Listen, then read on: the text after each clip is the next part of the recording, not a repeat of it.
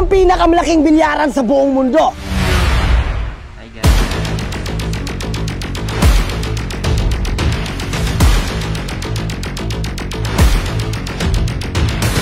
JB Sukal, hinahamon kita. Pag natalo mo ako, bibigyan kita ng iPhone at 100,000 pesos. Pero bago ang lahat, gusto kong ipaalam sa inyo na ang bilyarang ito. Ang bilyarang ito ay may sukat na 70 pligo na plywood. Grabe, laki-laki nito. Ano?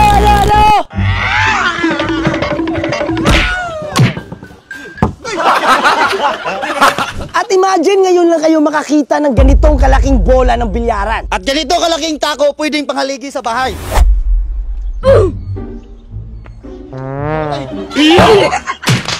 At proud akong sabihin Na tayo na lang ang nakakagawa nito! Sasaguhin na namin to! Op! Tisasan muna natin! Tisasan muna natin! Ayan! Okay!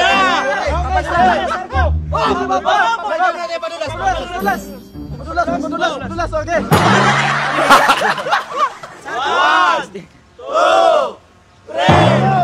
go!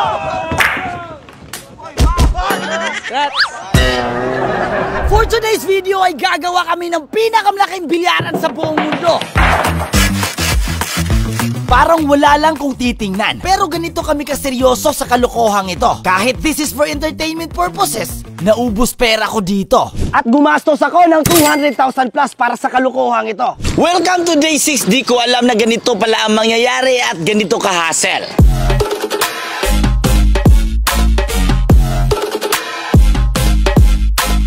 Nag-expect ako matapos lang ito sa isang linggo. Pero mukhang malabo. Non-stop 2 weeks namin ito ginawa bago natapos.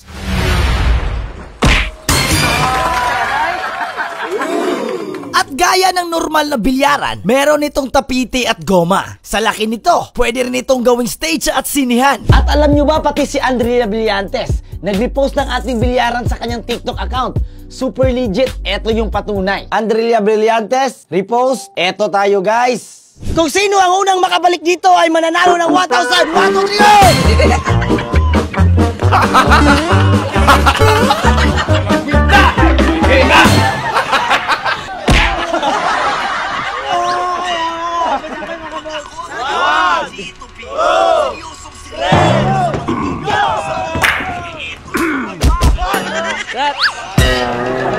Pag ako ang naghamon, hindi ito biro. Seryosong-seryoso ako sa mga ibig kong sabihin. Kaya eto na ang inyong mga idolo.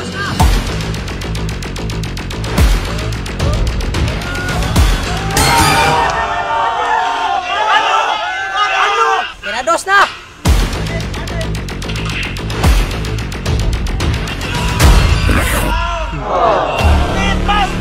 Beatmaster!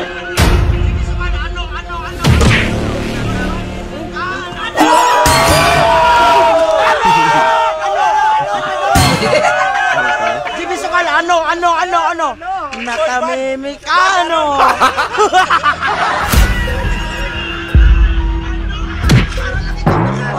Pero dito nakasalalay ang 100,000 pesos.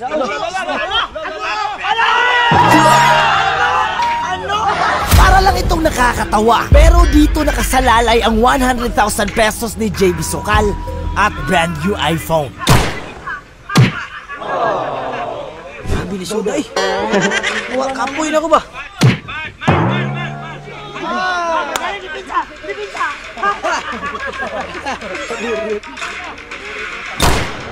Oh, bad, mal. Handball by Beatmaster.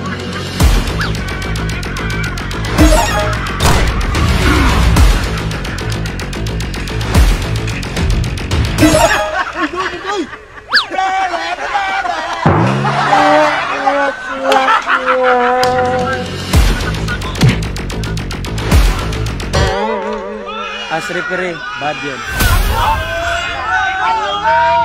JB Sukal, ito na katapusan mo.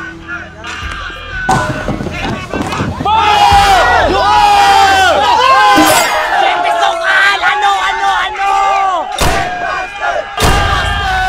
Game over na! Talo na! Kahit natalo kita, panalo ka pa rin ng 100,000 at iPhone! Beatmaster, gusto namin ng iPhone!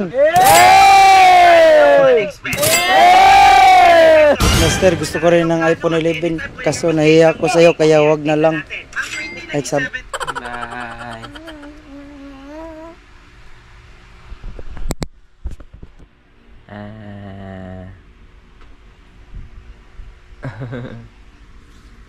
Yan.